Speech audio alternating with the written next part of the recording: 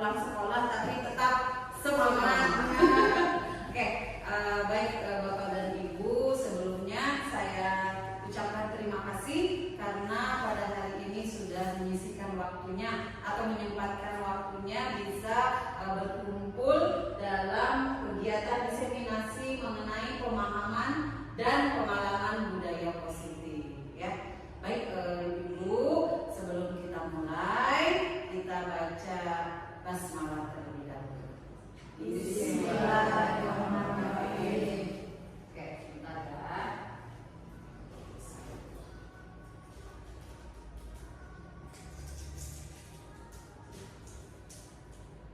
Oke, baik Bapak dan Ibu, hari ini saya akan membahas mengenai kegiatan diseminasi mengenai pemahaman dan pengalaman budaya positif di sekolah oleh saya sendiri, Sri Komalasari, calon guru penggerak di angkatan 10.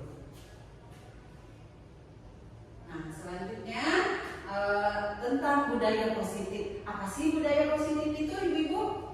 Nah, budaya positif di sekolah ialah nilai-nilai keyakinan dan kebiasaan-kebiasaan yang berpihak pada murid agar murid dapat berkembang menjadi pribadi yang lebih kritis, kemudian penuh hormat dan tanggung jawab, sehingga dalam mewujudkan budaya positif guru memegang peranan yang sangat sentral. Jadi budaya positif ini bisa tercipta dengan peranan kita sebagai seorang pendidik. Oke. Materi pemahaman budaya positif yang pertama, disiplin positif dan nilai-nilai kebajikan universal. Kemudian yang kedua, teori motivasi, hukuman dan penghargaan, restitusi. Yang ketiga, keyakinan kelas. Kemudian yang keempat, kebutuhan dasar manusia dan dunia berkualitas. Kemudian yang kelima, restitusi atau 5 posisi kontrol. Kemudian yang keenam, segitiga restitusi. Sampai sini ada yang ditanyakan, Ibu-ibu? Tidak ada ya? Oke, kita lanjut. Nah, sekarang perubahan paradigma teori kontrol atau ilusi kontrol menurut Dr. William Glasser. Yang pertama, ilusi mengontrol murid. Jadi kita di kelas harus bisa mengontrol murid. Kemudian yang kedua, ilusi bahwa semua penguatan positif efektif dan bermartabat. Kemudian yang ketiga, ilusi bahwa kritik dan membuat orang merasa bersalah dapat menguatkan karakter. Kemudian yang terakhir, ilusi bahwa orang dewasa memiliki hak untuk memaksa. Ini menurut Dr. William Glasser. Kemudian selanjutnya, menurut Stephen F. Covey, Prinsip Central Leadership tahun 1991. Bila kita ingin membuat kemajuan perlahan, sedikit demi sedikit ubahlah sikap dan perilaku Anda. Kemudian, namun bila kita ingin memperbaiki cara-cara utama kita, maka kita perlu mengubah kerangka acuan kita. Kemudian yang terakhir, ubahlah bagaimana Anda melihat dunia, bagaimana Anda berpikir tentang manusia, ubahlah paradigma Anda, skema pemahaman dan penjelasan aspek tertentu tentang realitas. Oke, kita lanjut ya. Nah, adakah prinsip disiplin itu? Nah, ya. Berasal dari bahasa Latin. Disiplin itu berasal dari bahasa Latin yang disiplina, artinya belajar. Makna asal dari kata ini berkonotasi dengan disiplin diri dari murid-murid Socrates dan Plato. Kemudian disiplin diri membuat orang menggali potensinya menuju sebuah tujuan apa yang dia hargai. Kemudian, namun dalam budaya kita, makna kata disiplin telah berubah menjadi sesuatu yang dilakukan seseorang pada orang lain untuk mendapatkan kepatuhan. Kecenderungan umum adalah menghubungkan kata disiplin dengan ketidaknyamanan, bukan dengan apa yang kita hargai atau pencapaian sesuatu tujuan mulia. Oke, lanjut ya. Nah, selanjutnya makna disiplin menurut Ki Hajar Dewantara, yaitu di mana ada kemerdekaan, di situ ada disiplin yang kuat. Sungguh pun disiplin itu bersifat self disiplin, yaitu kita sendiri yang mewajibkan kita dengan sekeras-kerasnya. Namun itu sama saja, sebab jikalau kita tidak cakap melakukan self disiplin, maka wajiblah penguasa lain mendisiplinkan kita. Dan peraturan demikian itulah harus ada di dalam suasana yang merdeka. Ya, jadi harus datang dari dalam diri kita dulu, self disiplin. Kalau kita tidak disiplin, bagaimana kita akan menerapkan disiplin itu terhadap anak didik kita, ya Bapak dan Ibu. Oke, lanjut. Sekarang nilai-nilai kebajikan universal. Nilai-nilai kebajikan adalah sifat-sifat positif manusia yang merupakan tujuan mulia yang ingin dicapai setiap individu. Kemudian nilai-nilai tersebut bersifat universal dan lintas bahasa, agama maupun latar belakang. Kemudian dengan mengaitkan nilai-nilai kebajikan yang diyakini seseorang, maka motivasi intrinsiknya akan terbangun sehingga menggerakkan motivasi dari dalam untuk mencapai tujuan mulia yang diinginkan. Kemudian nilai-nilai kebajikan yang ingin dicapai oleh setiap anak Indonesia kita kenal dengan profil pelajar Pancasila. Saat ini kita sudah menggunakan kurikulum apa, Ibu? Merdeka. Nah ini ya, profil pelajar Pancasila yang pertama, beriman dan bertakwa kepada Tuhan Yang Maha Esa dan berakhlak mulia. Kemudian yang kedua, mandiri. Yang ketiga, bernalar kritis, berkebinekaan global, bergotong royong, dan yang terakhir, nah, baik Ibu, ini ada proyek nilai-nilai kebajikan. Nah, ini ada beberapa. Yang pertama yaitu peduli, kemudian keterusterangan, kebersihan, komitmen, belas kasih, percaya diri, dan seterusnya. Ya, Bapak dan Ibu bisa dilihat di depan. Oke, lanjut. Sekarang ke teori motivasi, hukuman, dan penghargaan restitusi. Nah, nih. Teori motivasi perilaku manusia. Yang pertama, untuk menghindari kenyamanan atau hukuman, apa yang akan terjadi apabila saya tidak melakukannya? Nah, ini timbulnya dari motivasi eksternal. Kemudian yang kedua, untuk mendapatkan imbalan dari orang lain atau institusi. Contohnya, apa yang akan saya dapatkan apabila saya melakukannya? Nah, ini termasuk motivasi eksternal juga.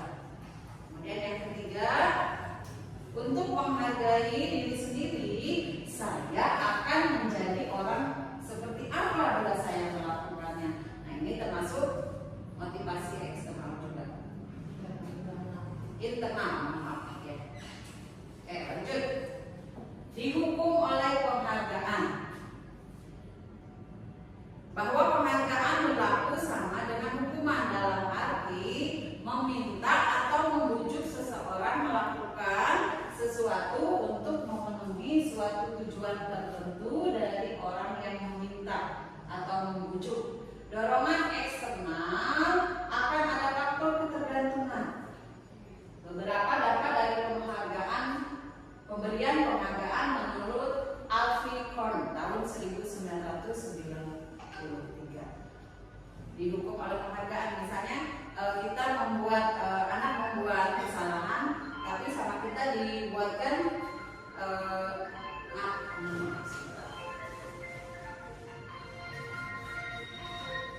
Oke, lanjut. Yang pertama, pengaruh jangka pendek dan jangka panjang. Pengaruhnya itu bisa jangka panjang ataupun jangka pendek. Kemudian penghargaan menghukum. Yang ketiga, penghargaan mengurangi ketepatan. Yang keempat, penghargaan tidak efektif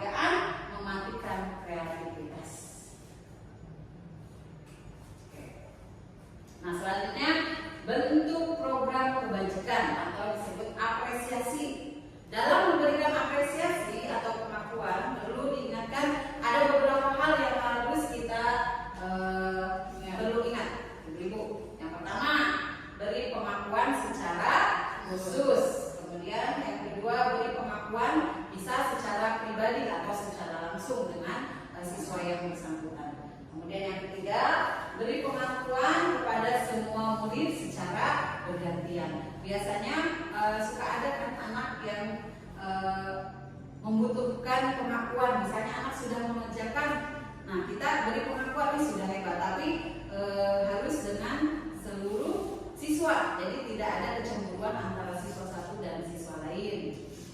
Kemudian lanjut, beri pengakuan secara konsisten, berarti secara terus menerus, ibu. Kemudian yang kelima, fokus pada prosesnya. Lanjut. Nah ini ada contoh pengakuan atau apresiasi kebajikan. Nah ini contoh, nih kalimat pembukanya. Kemarin saya perhatikan. Nah ini kemudian nilai kebajikannya itu rasa empatimu besar sekali. Terus yang terakhir situasinya pada saat menolong murid baru di kelas kita. Nanti kata-katanya seperti ini dulu. Kemudian yang kedua, saya menghargai nilai kebajikannya, kepedulianmu. Kemudian situasinya teman-temanmu di tugas kelompok, ya. Atau pada saat kamu memungut kertas. Selanjutnya, terima kasih untuk, nah nanti apa dilanjutkan? Rasa tanggung jawabmu, kemudian kertas yang berserakan di lautan. Kita lanjut nih, Ibu. Nah sekarang ada kuis nih. Ada kuis sedikit. Tugas perbedaan hukuman dan konsekuensi. Contoh nih, yang pertama, mencatat 100 kali di dalam buku kalimat. Saya tidak akan terlambat lagi karena terlambat ke sekolah. Nah, jadi anak ini mencatat 100 kali di dalam buku kalimat. Saya tidak akan terlambat lagi. Jadi anak menulis saya tidak akan terlambat lagi. Ini termasuk hukuman apa konsekuensi? Hukuman apa konsekuensi? Jadi si anak disuruh nulis saya tidak akan terlambat lagi. Si anak disuruh nulis nih, saya tidak akan terlambat lagi, suruh nulis 100 baris. Nah, termasuk hukuman apa konsekuensi? Si anak disuruh sama, oke, boleh. Menurut konsekuensi yang lain?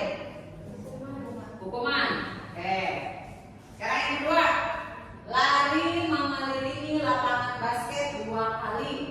Karena si anak ini terlambat tadi di sekolah. Jadi si anak terlambat disuruh mengelilingi lapangan basket sebanyak 2 kali putaran. Hukuman konsekuensi. Hukuman.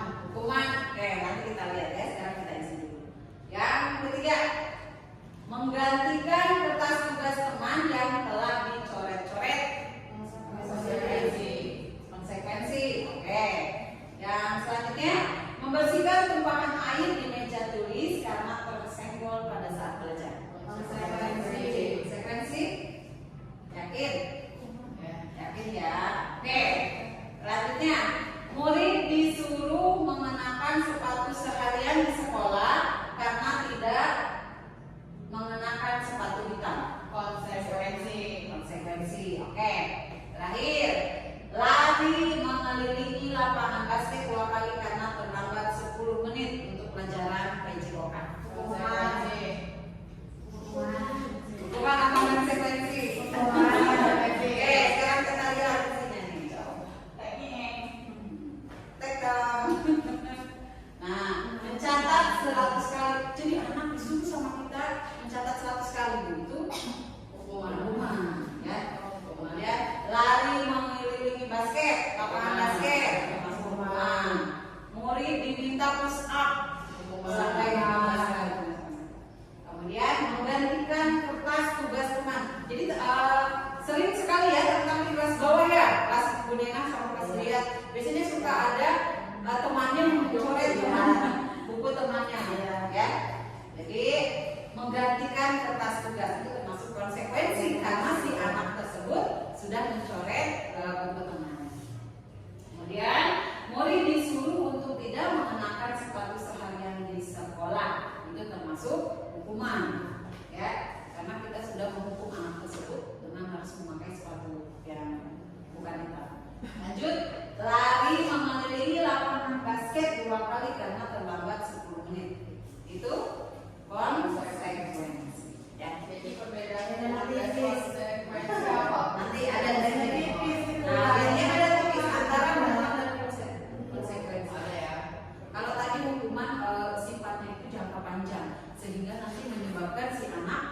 benci terhadap gurunya itu. Jadi sakit hati ya.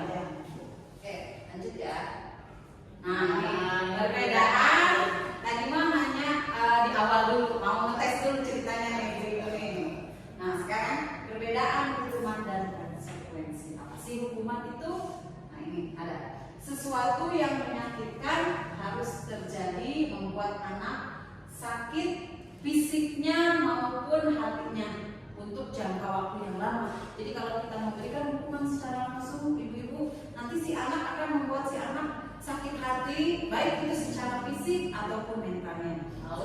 Ya, seperti tadi kan disuruh menulis sampai 100, kan anak itu jarinya bisa sampai pegal atau sakit. Atau misalnya si anak disuruh tadi mengelilingi lapangan, kan itu fisiknya sudah pasti capek, ya.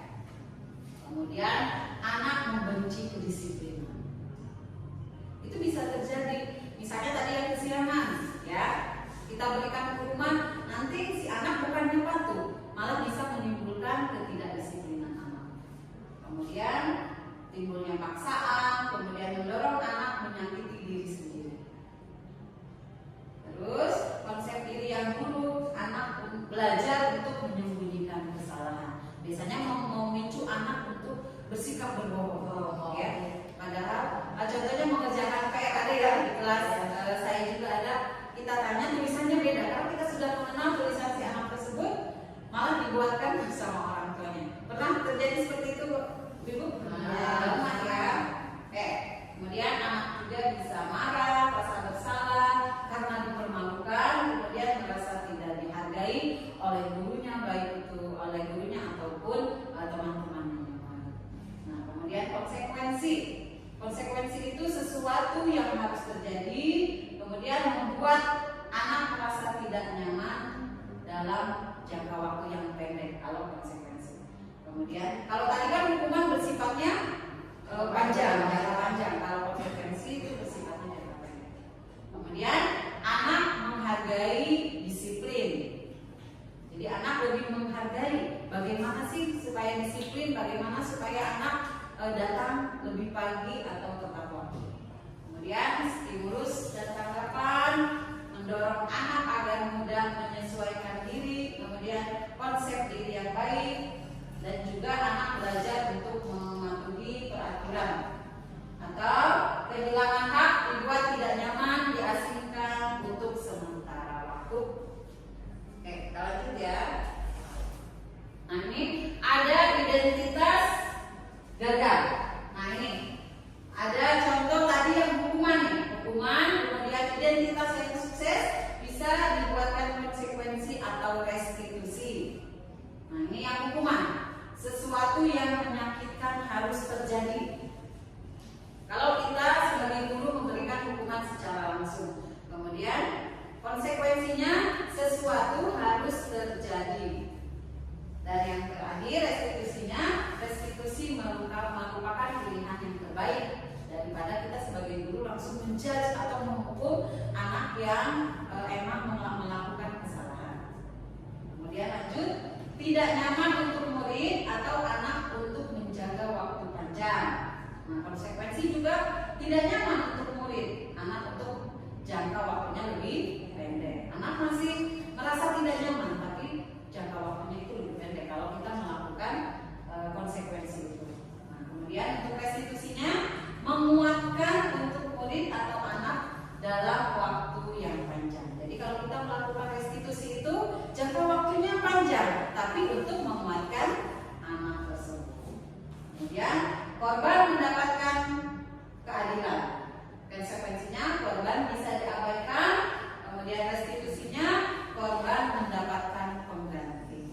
Seperti tadi, anak yang dicoret-coret bukunya sama temannya, nanti setelah kita restitusi, adakan restitusi, nanti kan bisa kepingin anak yang menjadi korban itu nanti dia akan mendapatkan ganti dari temannya yang sudah mencoret-coret itu.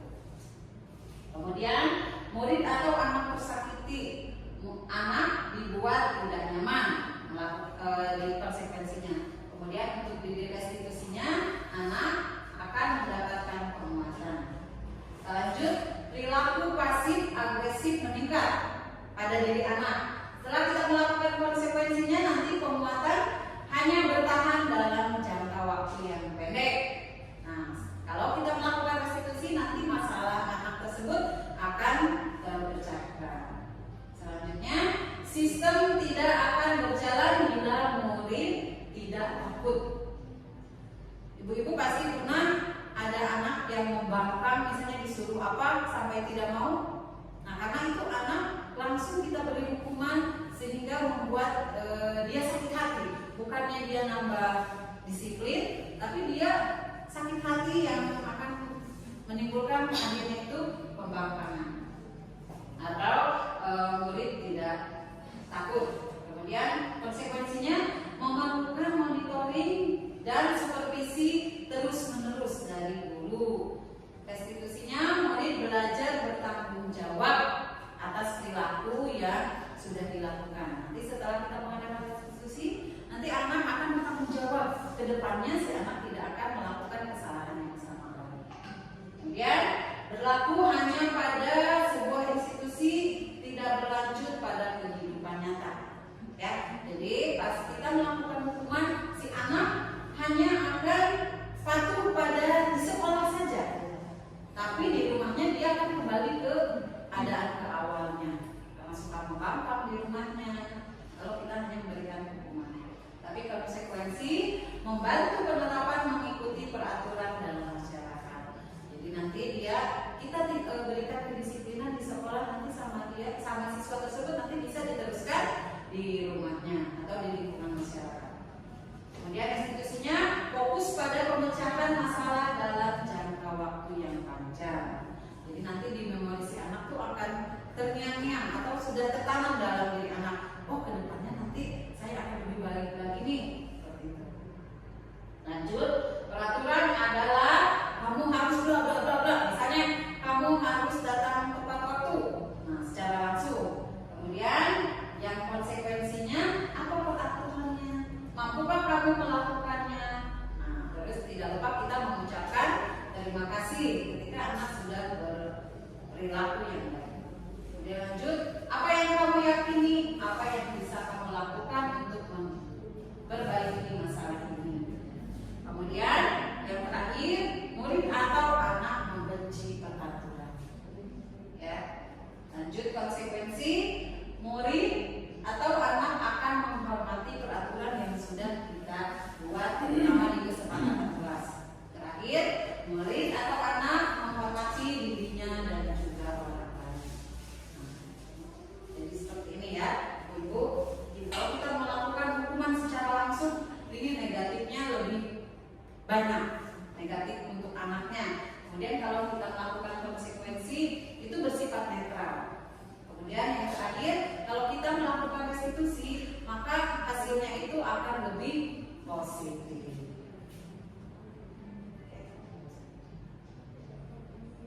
Nah, untuk selanjutnya yaitu keyakinan kelas.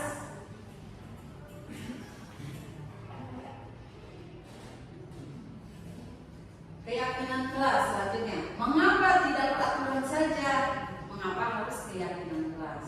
Yang pertama, mengapa kita memiliki peraturan harus menggunakan helm? Ini contoh ya, menggunakan helm bila mengendarai kendaraan roda 2. Kemudian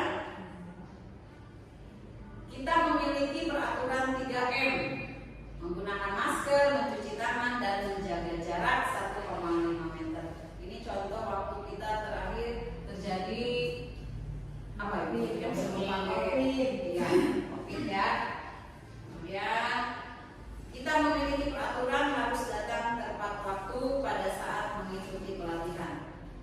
Untuk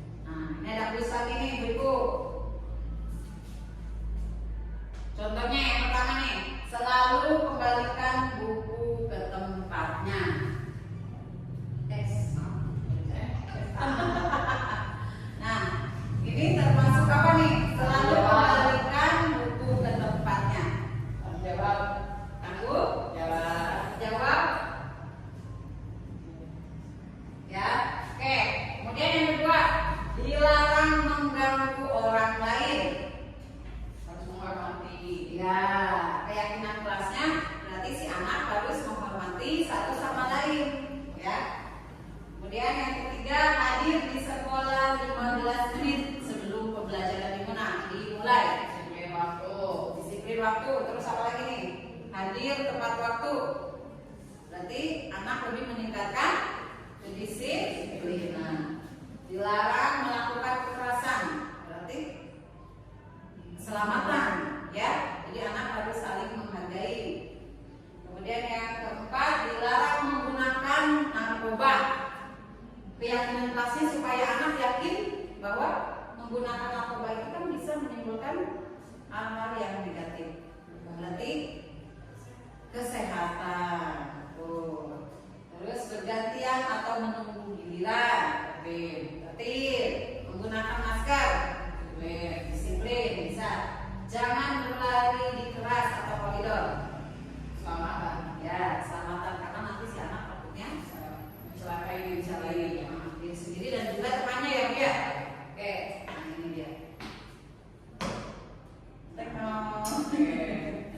Nih, selalu mengembalikan buku ke tempatnya. Jadi si anak diajarkan untuk bertanggung jawab, kemudian juga menghormati orang lain. Oke, kemudian yang kedua, dilarang mengganggu orang lain.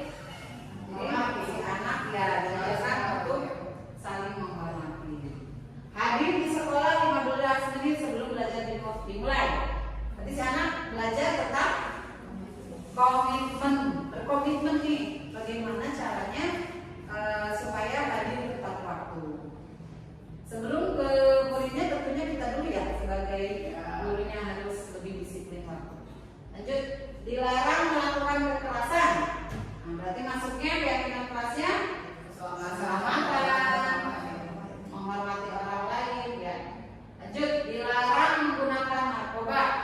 Kesehatan. Siap. Selanjutnya, bergantian atau menunggu giliran. Bersabar, juga menghormati orang lain. Selanjutnya, menggunakan masker. Ya, kesehatan juga keselamatan. Yang kelima, jangan berlari di kelas atau koridor. Itu termasuk keselamatan dan juga keamanan. Oke, baik Ibu, sampai sini ada yang ditanyakan? Paham ya? Oke, kita lanjut. Nah, sekarang kebutuhan dasar manusia dan dunia yang berkualitas. Ya, pada dasarnya itu manusia membutuhkan kebutuhan, terutama manusia itu sebagai makhluk sosial, memerlukan orang lain juga, memerlukan orang lain. Ya, terus sekali tidak bisa hidup sendiri. Ya, maka dari itu kita harus bersosialisasi juga, menjaga, terutama ya, menjaga perasaan orang lain sehingga tidak menyakiti orang lain. Nah, ini ada 5 kebutuhan dasar manusia. Ya, yang pertama, manusia itu memerlukan kasih sayang dan rasa diterima. Kemudian yang kedua, kebutuhan untuk bertahan hidup. Ya, pasti butuh makan ya, Ibu ya.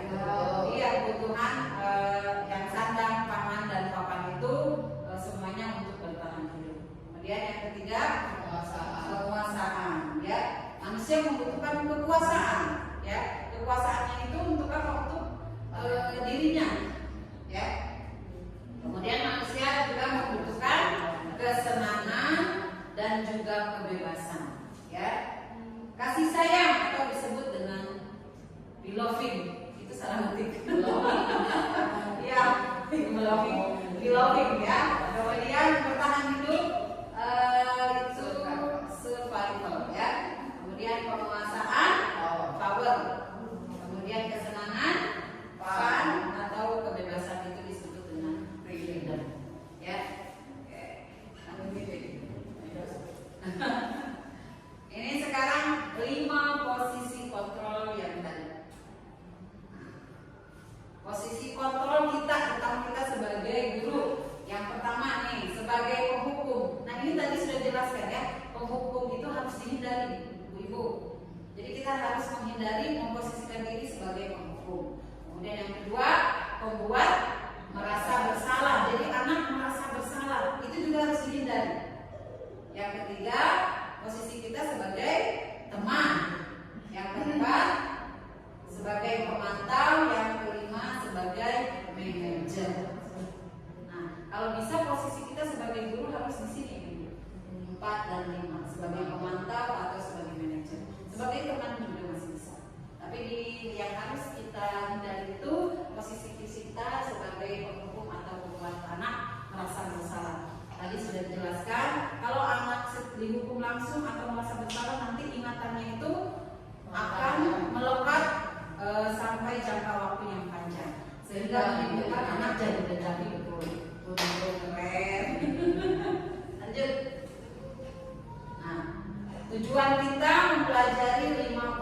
kontrol yang tadi sudah disebutkan.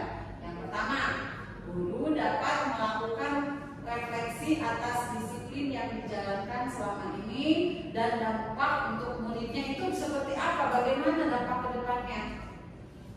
Kemudian yang kedua, guru dapat menerapkan disiplin restitusi di posisi manajer ataupun pemantau agar dapat menghasilkan murid yang bertanggung jawab, mandiri dan merdeka. Tadi sudah disebutkan ya Bapak Ibu, kita diposisikan kita itu kalau bisa harus di pemantau atau di posisi manajer. Kalau kita berada di posisi manajer atau pemantau ini, nanti kita akan menghasilkan murid yang bertanggung jawab, mandiri dan juga lebih merdeka.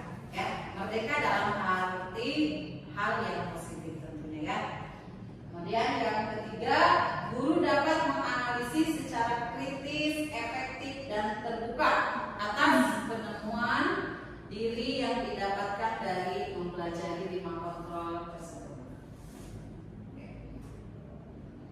Nah ini 5 posisi kontrol. Ya, kita lihat 5 posisi kontrol nih. Ini identitas yang gagal. Tadi kita yang identitas gagal itu kontrol dari luar atau menghindari hukuman. Nah, ini ada penghukum nih. Penghukum misalnya kalau kita menghukum secara langsung itu masuknya ke menghardik, menunjuk-nunjuk, ya, kemudian menyakiti atau menyindir. Kemudian guru berkata, contoh katanya seperti ini. Kalau kamu tidak melakukannya, nah, ya, itu termasuk kita menghukum langsung. Awas ya, rasakan. Nah, itu tidak boleh kita ada dalam posisi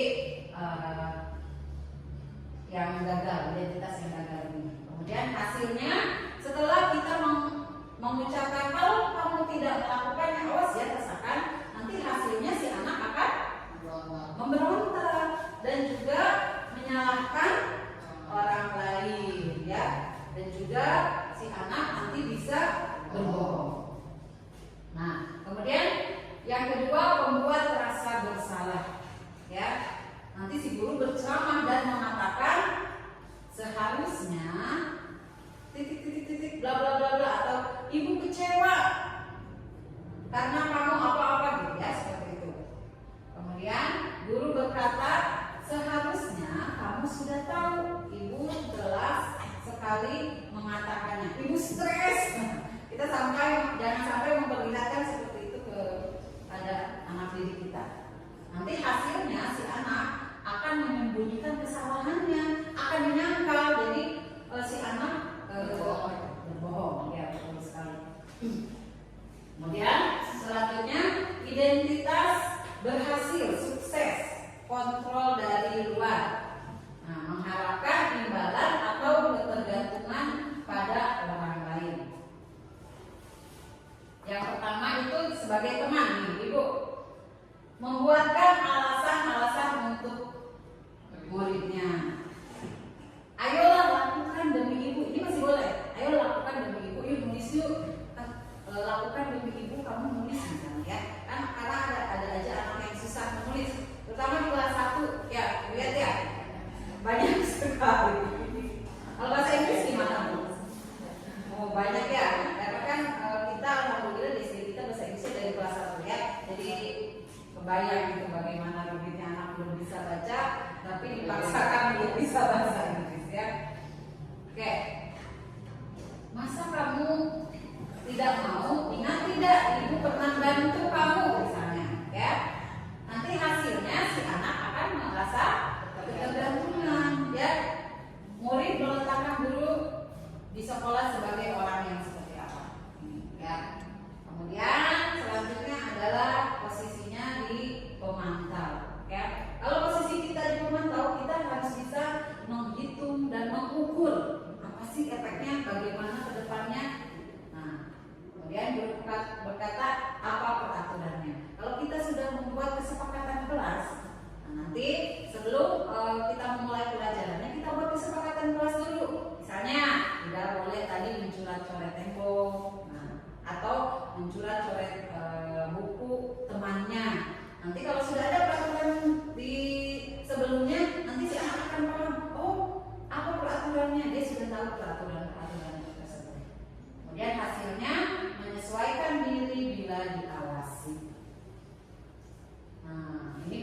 yang kelima yaitu sebagai manajer ya, atau kontrol diri, menghargai diri sendiri. Manajer ya, manajer ya. Nah, posisi kita sebagai manajer itu dengan mengajukan pertanyaan-pertanyaan.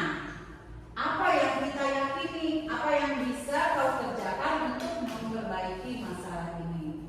Juga nanti hasilnya akan menguatkan pribadi yang lebih baik lagi. Kalau misalnya ada yang melakukan kesalahan nih ya, maksudnya kan kita tahu nih ya, ada yang melakukan ini, maksudnya versi satu orang, tapi biasanya kita ngasih tahunya untuk semuanya gitu. Jadi tidak langsung ke orang yang kesalahannya pasti A misalnya ya, tapi kita ngomongin ke semuanya, ke semua kelas gitu. Ya, biasanya kayak gitu. Nah, kalau begitu ibu jangan langsung ke semua. Jangan, nanti dipanggil dulu tuh yang bermasalah. Misalnya 2-3 orang yang bermasalah, nah kita panggil dulu, jangan langsung di depan anak-anak. Nanti kan anak-anak yang lain nanti akan menjudge.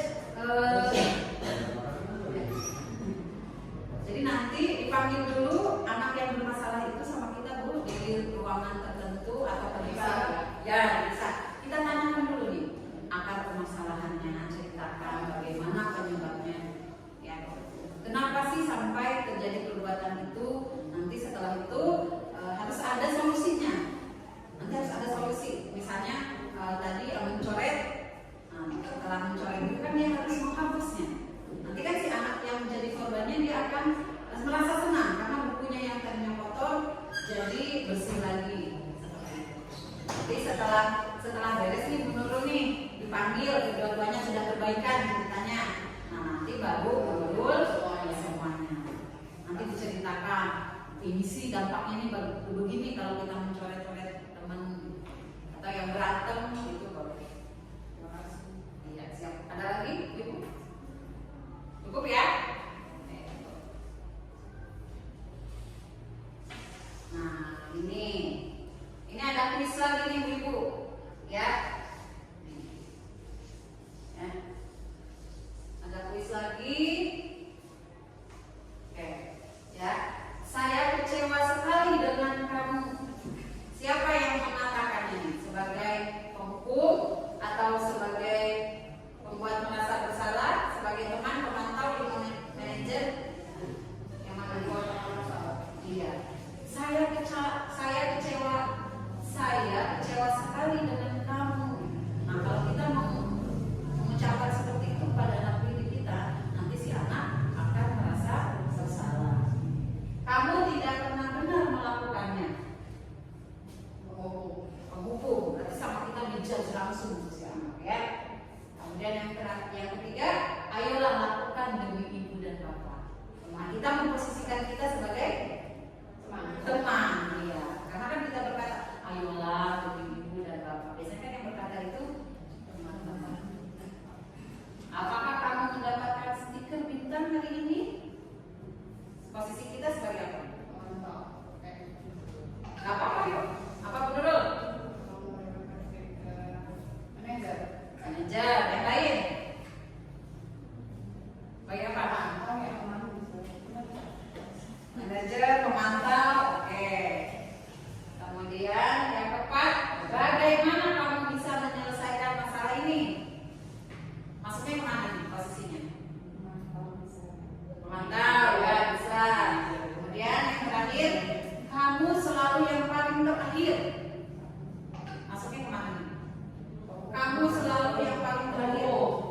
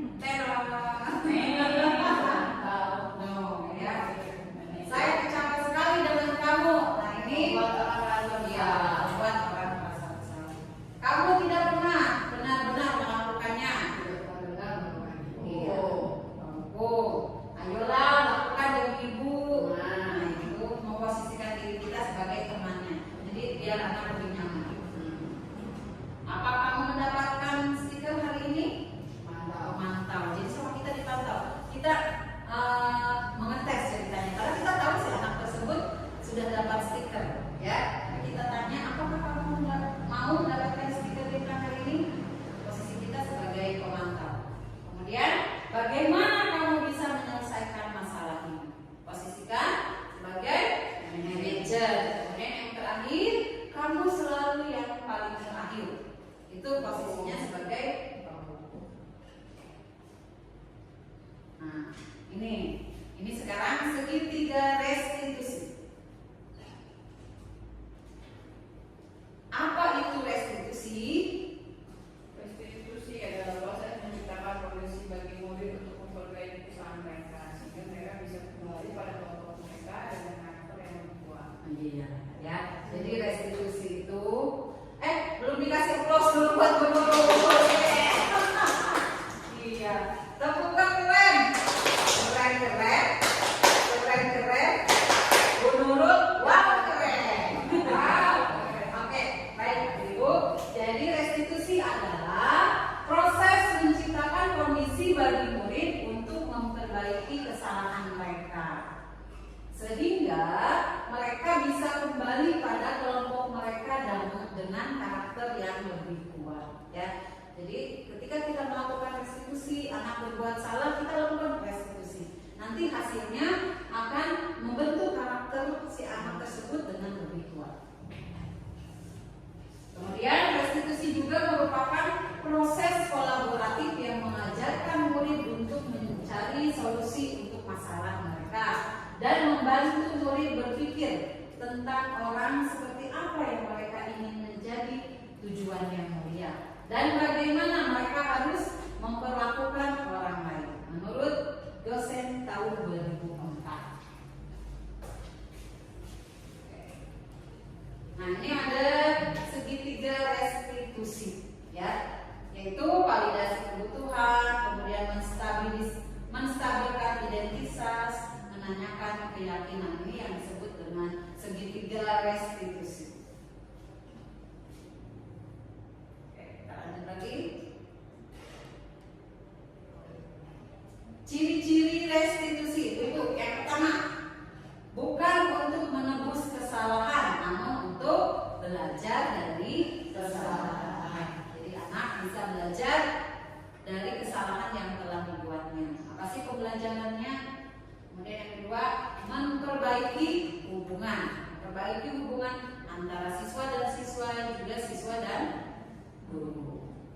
Kemudian yang ketiga, menjadikan tawaran, tapi bukan paksaan. Yang keempat, restitusi menuntun untuk melihat jauh ke dalam diri murid tersebut. Kemudian yang kelima, restitusi mencari kebutuhan dasar yang mendasari tindakan.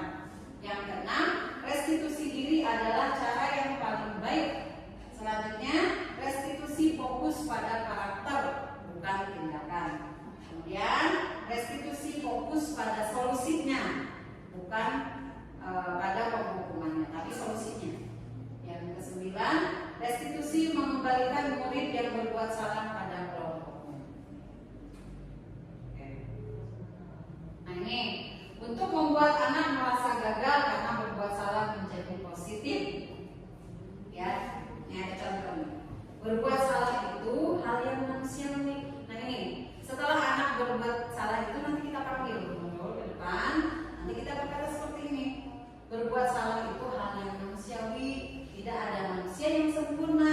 Bapak dan Ibu juga pernah berbuat salah. Ya, kita pasti bisa menyelesaikan masalah ini. Ya, jadi si anak untuk menstabilkan emosi. Kemudian selanjutnya, Bapak atau Ibu tidak tertarik untuk mencari tahu siapa yang benar, siapa yang salah. Bapak Ibu lebih tertarik untuk menyelesaikan masalah. Kemudian, kalau kamu menyalahkan dirimu sendiri terus-menerus, apakah kamu bersikap baik pada dirimu sendiri? Ini contoh kalimat-kalimat atau pertanyaan yang nanti akan kita ajukan kepada siswa dengan melakukan restitusi. Lanjut, membantu murid mengenali basic need atau kebutuhan dasar yang ingin dipenuhinya ketika melakukan sesuatu kesalahan. Nah, ini validasi kebutuhan. Yang pertama, kamu bisa saja kan melakukan hal yang lebih buruk, tapi kamu tidak melakukannya. Kemudian dan selanjutnya, ya Bapak dan Ibu bisa dibaca ini. Ini termasuk ke dalam validasi kebutuhan. Kita lanjut lagi.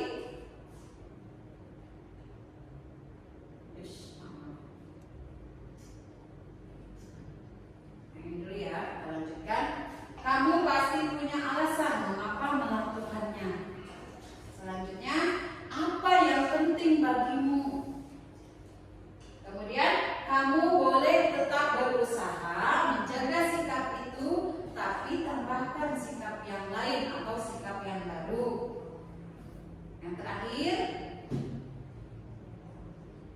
maaf sebentar. Cek. Yang terakhir, maukah kamu belajar cara lain untuk mendapatkan apa yang kamu butuhkan tanpa harus memukul? Ya, Bapak dan Ibu pernah mengalami ada yang berantem di kelasnya? Iya, ada ya, terutama di kelas bawah biasanya yang sering banyak ya. Anak berantem saling memukul temannya yang lain. Nanti jangan langsung kita marahi di tempat, mana atau kamu, ya. Nanti si anak itu dipanggil dulu ke depan, kita cari tahu masalahnya apa, anak sampai berbuat seperti itu.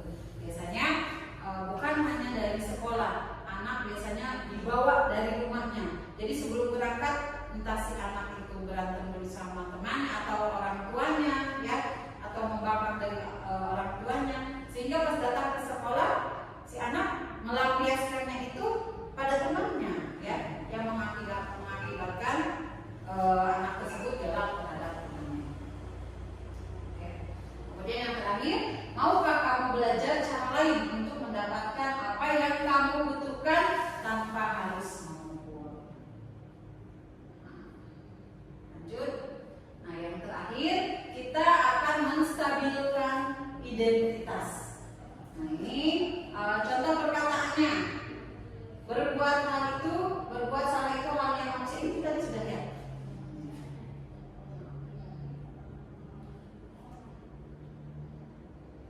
Oke, ini validasi kebutuhan, menanyakan keyakinan. Nah, ini yang terakhir, menanyakan keyakinan. Guru berkata, apa nilai yang kita percayai di kelas atau sekolah kita? Kemudian nilai-nilai universal apa yang telah kita sepakati? Kelas yang ideal itu seperti apa sih? Kamu ingin jadi anak seperti apa? Kemudian apa yang kamu rasakan ketika kamu melakukan itu? Kamu ingin menjadi orang yang seperti apa? Oke. Nah, lanjut. Ini Ibu ada nih ceritanya. Saya melakukan eksekusi di kelas 4. Ini si anak ini dia tidak mengumpulkan tugas tepat waktu. Jadi saya ada PR, tapi anak tersebut tidak membawa PR-nya tepat waktu. Ya, ini ada contoh perkataan atau restitusi yang sudah saya lakukan di kelas 4. Ini udah sudah.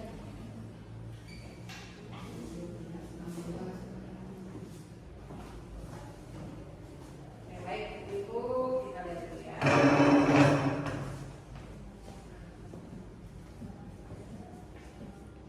Nah, ini simak ya. Ada kegiatan restitusi, jadi si anak dia tidak mengerjakan tugas secara tepat waktu. Saya panggil ke depan kelas, tapi tentunya tidak dengan teman-teman yang lain ya. Hanya 2 orang. Ya.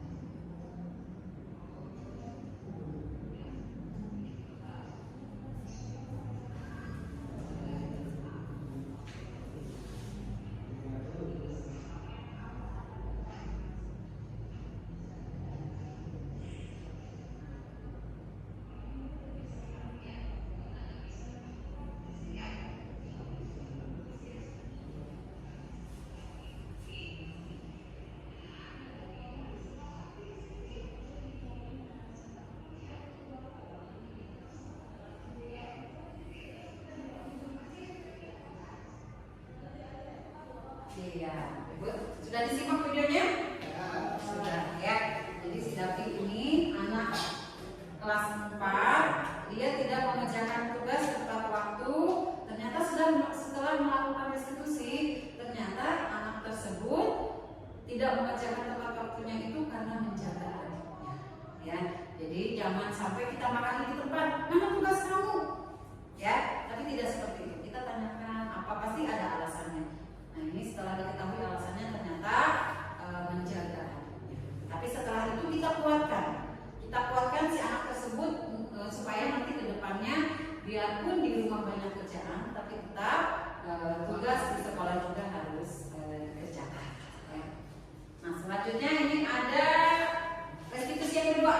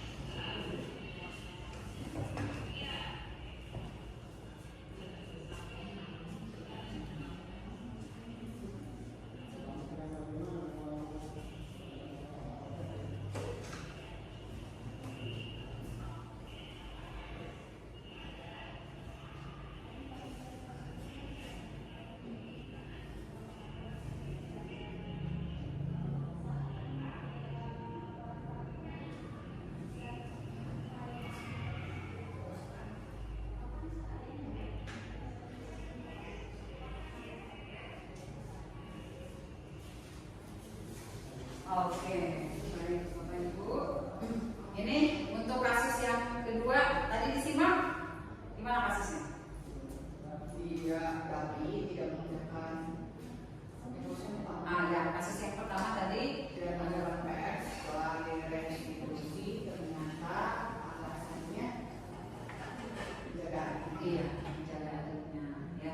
Jadi artinya anak itu harus bisa memanage waktu ya. Betul. Terus bilang juga sama orang tuanya, "Mak, sebentar ada tugas dulu, baru nanti tapi mengerjakan lagi." Jadi artinya tugas rumah selesai, tugas sekolah juga selesai. Jadi kita akhirnya itu sama kita sebagai guru diberi penguatan, ya. Jadi tetap semangat, biarpun di rumah banyak kerjaan, di sekolah banyak kerjaan, jadi si anak lebih semangat lagi. Jadi dikuatkan gitu. Oke, sedangkan kasus yang kedua ini ceritanya si anak membuang sampah sembarangan, ya. Setelah membuang sampah sembarangan itu saya panggil ke depan, saya lakukan restitusi. Kita tanya dulu kenapa sih si anak dipanggil ke depan. Nah nanti si anak paham, ya Bu, saya membuang sampah sembarangan, kata aturannya. Nah setelah itu kita tanyakan kenapa alasannya sampai membuang sampah sembarangan. Setelah saya tanya, ternyata dia beralasan tempat sampahnya jauh. Ya ada tapi jauh, ya. Nah dari situ kita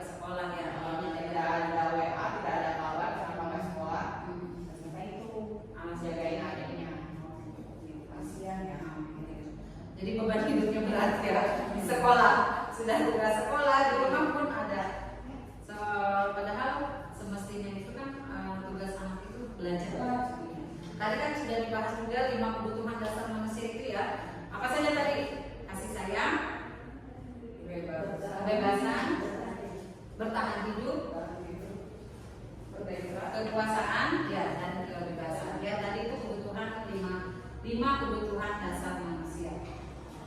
Selain itu dulu ada lagi teman kasus di sekolahnya, di kelasnya, Ibu? Banyak. Apalagi Bu Nena nih kelas 1 ini pasti banyak kasusnya. Apa tuh Bu Nena? Boleh cerita, boleh banget. Tidur aja, mau nulis, mau baca, mau ngantuk alasannya. Tidur aja. Terus apa nih? Yang telah Bu Nena lakukan nih supaya anak Misalnya alasannya karena malamnya kurang tidur, enak terus. Jadi pas waktunya sekolah ngantuk. seperti Di itu. sekolah pengennya tidur. Nanti kalau kasus seperti itu Bu Nena tanya, jangan dulu anaknya dulu. Nanti anak yang dipanggil seperti ini, nanti lebih mendalam. Kita tanya apa sih penyebabnya. Terus setelah itu nanti baru Bu Nena kasih penguatan. Nanti ke depannya supaya si anak rajin lagi di sekolahnya. Jadi si anak juga bisa memanajemen waktu. Nanti sama Bu Nena diarahkan. Boleh main HP, tapi main HP-nya di waktu-waktu tertentu sehingga nanti malamnya itu si anak biar tidur lebih awal. Seperti itu. Iya. Ada lagi Ibu? Neng? Ada kasus apa Neng? Ada yang berantem? Banyak. Kenapa? Alasannya kenapa sampai berantem Neng? Alasannya karena saling ledek. Oh, iya. Aku nggak bisa kontrol emosinya. Oh iya. Biasanya meladeni orang tua tuh yang sampai membludak, marahnya sampai gugur dia. Iya, tapi bisa terselesaikan dengan baik ya. Oke. Ya baik ya, Ibu, intinya apapun kasus di sekolah yang ada, terutama di sekolah kita, di kelas kita, kita harus bisa memanage memanage waktu kita juga, bagaimana cara kita menghadapi masalah-masalah tersebut, sehingga terakhirnya kita bisa menguatkan anak didik kita agar nanti kedepannya tidak melakukan kesalahan yang sama. Ya. Oke, sebentar, lagi. Bentar. Oke.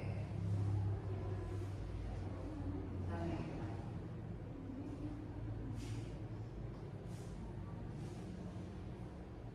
Oke, baik Ibu-Ibu, alhamdulillah sesi kita telah selesai, sesi diseminasi ini telah selesai. Saya ucapkan terima kasih Ibu-Ibu yang sudah menyempatkan waktunya hampir 1 jam lebih ini ya. Tetap semangat ya Ibu-Ibu, tetap semangat kita mendidik dan mencerdaskan anak bangsa kita ya, anak didik kita ya. Sekali lagi saya ucapkan terima kasih. Untuk menutup kegiatan hari ini, marilah bersama-sama kita membaca hamdalah.